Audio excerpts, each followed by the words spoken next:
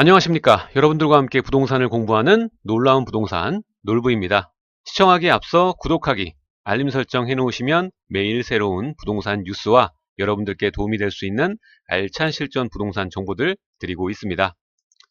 요 며칠 문의가 상당히 많았습니다. 거의 주택이 여러 개 있으신 분들의 질문들이 굉장히 많았고, 그 질문 내용 보면은 임대사업자를 내야 되냐 말아야 되냐 이것에 대해서 굉장히 고민을 많이 하시고 물어보시는 분들이 많았고, 그리고 두 번째 유형은 주택이 많은데 이 종부세 관련 고지서가 날라왔다고, 이게 뭔가 어떻게 대응해야 되냐 뭐 이런 질문들이 많았습니다. 그래서 오늘 준비를 했습니다. 다주택자들만 보세요 라고 제가 제목을 지었습니다. 또 상처받는 댓글들이 많이 남겨질 것 같은데 꿋꿋이 전 가도록 하겠습니다. 주택이 여러 개 가지신 분들 고민을 좀 해결해 드리고자 이 대응 전략과 몇 가지 팁에 대해서 영상을 준비를 했습니다. 이제는 선택을 하셔야 됩니다. 임대사업자 등록을 하실지 마실지 판단을 하셔야 될 것 같습니다. 그럼 오늘 영상 시작하도록 하겠습니다. 자, 그럼 먼저 이 주택이 여러 개이신 분들, 다주택자에 관한 현재 규제 상황을 먼저 살펴보도록 하겠습니다. 자, 이번 9.13 대책에 나온 부분이죠. 먼저 이 주택이 2개 이상이신 분들이 이 조정 대상 지역 안에 새로, 기존은 상관없습니다. 새로 취득을 할 때, 새로운 주택을 구매를 할 때는 대출이 나오지가 않습니다. 그렇기 때문에 앞으로는 신규로 투자를 하시는 분들은 전세 레버리지를 적극적으로 활용하실 거라고 판단이 됩니다.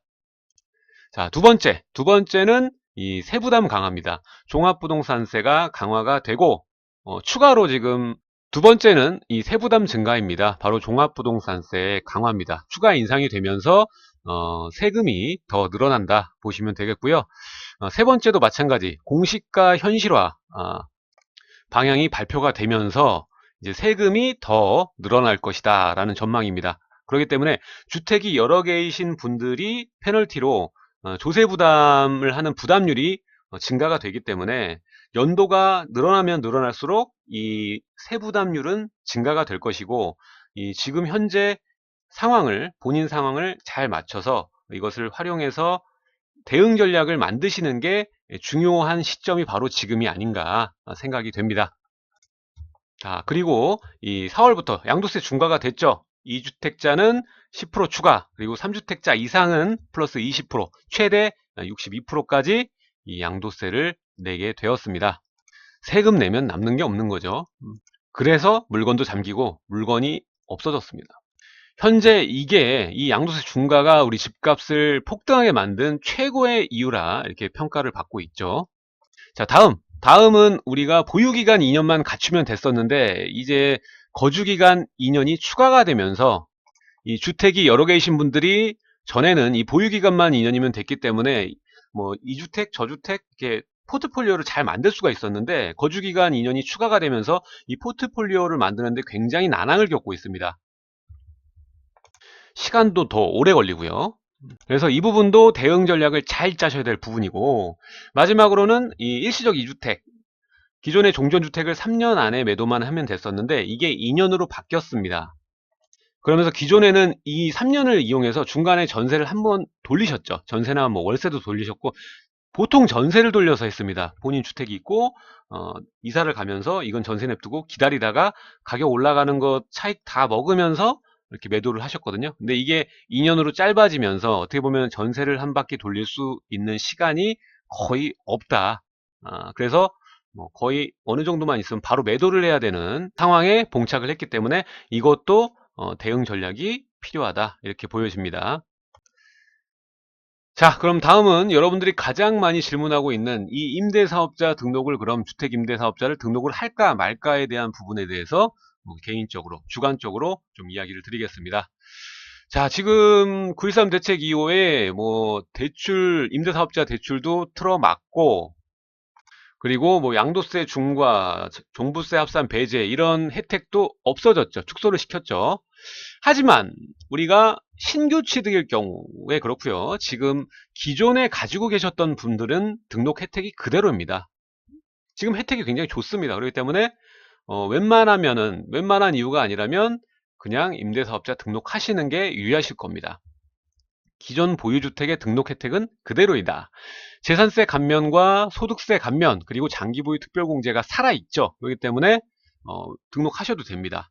다만 우리가 임대사업자 등록을 할 때 가장 이득을 많이 보는 부분이 어디냐면 이런 재산세 감면, 소득세 감면 이거보다는 이 취득세 감면액이 굉장히 크거든요. 취득세랑 이 양도세 중과 이 두 개가 큰 골자입니다. 양도세 중과 배제와 우리가 취득세 감면 때문에 등록을 하는 겁니다. 원래는. 근데 기존 주택 가지고 계신 분들은 취득세 감면이 없어지기 때문에 혜택을 그렇게 크게 본다고 생각이 들지는 않을 겁니다. 하지만 이 단기간에 매도를 하실 계획이 아니라면, 이 단기간에 팔 것만 아니라면 기존 보유 주택은 아직 혜택이 있기 때문에 이 재산세 감면하고 이 소득세 감면도 크거든요. 그리고 물론 취득세 감면하고 양도세보다 크진 않지만 이것들이 소소하게 여러분들에게 혜택을 줍니다. 그렇기 때문에 혜택이 많은 임대사업자 등록을 해라. 단기간 매도하실 계획이 아니라면. 그리고 차후에 이 비과세 요건을 만들 물건이라면 등록하지 마라. 이거는 만약에 주택이 여러 개가 있습니다. 3개가 있는데 지금 내가 살고 있는 주택이 아닌 다른 주택이 내가 1년이든 2년이든 뒤에 저기에 거주를 하고 이 가액이 너무 가파르게 올라가 있어. 차익을 많이 보는 주택이야. 그러면 이거를 임대사업자 등록을 해버리면 여러분들이 단기든 장기든 물건이 4년 내지 8년은 잠기는 거 아닙니까? 그렇기 때문에 그렇게 하시면 나중에 후회를 하실 겁니다. 그렇기 때문에 차후에 이 비과세 요건을 만들 물건이라면 지금 현재 내가 거주하지 않더라도 이 등록하지 마라. 이렇게 전 얘기를 합니다. 그리고 이제 신규 취득의 경우에 면적과 가격이 부합하다면 장기로, 그러니까 전에는 면적 85제곱미터 이하만 됐으면은 이 장특, 취득 시 장특 10년간 의무적으로 임대를 놓는다면 100% 양도세 감면을 받죠. 하지만 이것이 9.13에 이르러서 바뀌었습니다. 이제 수도권 6억 그리고 지방은 3억의 이 가액 비율까지 정해졌기 때문에 이제는 여러분들 신규 취득할 경우에는 이 면적 그리고 가격까지 두 개다가 다 맞다. 내가 10년 동안 했을 때 양도세 100% 감면 혜택이 받을 수 있는 기준점에 들어간다면 이거는 장기로 등록을 하시고요. 그렇지 않다. 난 면적도 초과하고 그리고 가격도 비싸다. 이렇다고 하면 웬만하면 단기로 등록을 하십시오. 어차피 신규 취득의 경우에는 재산세와 소득세 감면 이런 것들만 보려고 들어가는 거기 때문에 또 여기서 면적이 정말 크다. 가격이 정말 비싸다. 이러면은 임대 등록 안 하시는 게 낫습니다. 혜택 보는 게 없어요. 자, 그리고 마지막. 물건지가 많지 않다면 내가 5개, 6개, 1호개가 아니라 한 2개, 3개밖에 없어. 물건지가 많지 않아. 그렇다면 이런 다른 페널티를 막기 위해 대응 전략은 이 와이프나 남편에게 그리고 자녀에게 증여를 활용을 하셔서 종부세 비율 자체를 낮추고 금액을 없애고 주택 수를 줄이는 방향으로 가시는 게 대응 전략이다. 전 이렇게 생각이 됩니다. 정리를 해보면 기존에 가지고 계셨던 주택들은 웬만하면 그냥 등록을 하십시오. 임대사업자 등록하시면 혜택 꽤 있습니다. 그러니까 등록하십시오. 자, 이렇게 임대사업자 등록을 할지 말지 얘기를 해드렸는데 도움이 되셨는지 모르겠습니다. 다음은 여러분들이 임대사업자 등록할 때 이제 경험자분도 계시겠지만 경험하지 못하신 분들이 있을 겁니다. 그분들이 실제적으로 실전에서 잘 모르시고 그냥 등록했다가 나중에 그렇게 하지 말걸 이렇게 후회하시는 부분들이 있어서 제가 임대사업자 등록 시 실전 꿀팁 몇 가지 이야기를 해드리도록 하겠습니다. 자, 첫 번째, 임대사업자 등록 전에 우선 최대한의 전세 월세 가격을 맞춰서 계약을 하고 난 뒤에 등록을 합니다. 이유는 연상한 페널티가 5%, 그러니까 계약당 그리고 1년 이 상한 5% 페널티가 있습니다. 그렇기 때문에 우리가 보통 계약할 때는 2년 정도로 계약을 하죠. 전세든 월세든. 2년 계약을 했을 때는 이 연상한 5%라고 해서 1년마다 5% 올려서 10%가 아니라 계약당 그리고 연당입니다. 그렇기 때문에 1년씩만 계약을 한다면 5%씩 쭉 올려갈 수가 있는 거지만 계약당이기 때문에 보통 2년에 한 번 정도 5%씩, 2년에 5%씩 올린다. 이렇게 생각을 하시면 되겠습니다. 제가 이 등록 전에 우선 이렇게 가격을 높여서 받으라는 이유 자체가 뭐냐면은 기준 자체가 이 등록 후의 표준계약서를 기준으로 삼기 때문입니다. 밑에 제가 써놨는데 연 5% 상한 기준이 되는 최초 계약은 임대사업자 등록 후 작성한 표준임대차 계약서 금액이 기준이다. 이 표준임대차 계약서가 기준이 됩니다. 그렇기 때문에 등록 전에 최대한 해놓고 그 다음 더 높은 금액의 그 임대차 계약서가 기준 금액이 되는 거죠. 그렇기 때문에 거기에 맞춰서 등록을 하는 겁니다. 그리고 신규로 주택을 매입할 때 잔금을 아예 임대조건부 잔금으로 하십시오. 임대조건부 잔금으로 하고 임대를 먼저 맞추고 잔금하는 조건, 그리고 내부를 깔끔히 수리를 한 다음에 최대한의 가격으로 새로운 임차인을 맞춘 다음에 그 다음에 잔금을 하십시오. 그리고 잔금 후 바로 등록을 하시면 됩니다. 그래서 이 표준 임대차 계약서를 작성한 걸 토대로 취득, 장특까지 다 할 수가 있습니다. 최고의 조건인 거죠. 아까도 말씀드렸다시피 연 5% 상한 기준이 되는 최초 계약은 임대사업자 등록한 후에 작성한 표준 임대차 계약서가 기준이 됩니다.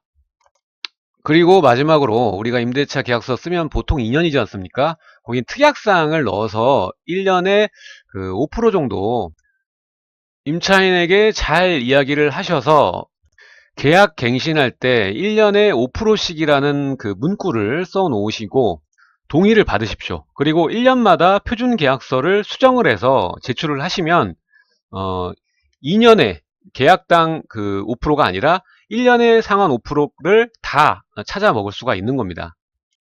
이거를 잘 모르시는 분들이 많습니다.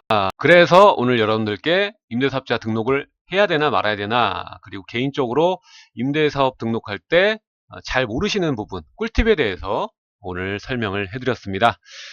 자, 어떻게 도움이 되셨는지 모르겠습니다. 요즘에 여러분들의 관심도 많아지고 댓글도 굉장히 많아졌습니다. 그래서 일일이 이렇게 답변 드리기가 굉장히 시간적으로 좀 길게 나중에 답변이 되는 경우가 많으니까 좀 이해 좀 부탁드리겠습니다. 오늘 내용은 여기까지 하도록 하고요. 내일 또 새로운 뉴스나 정보로 여러분들을 찾아뵙도록 하겠습니다.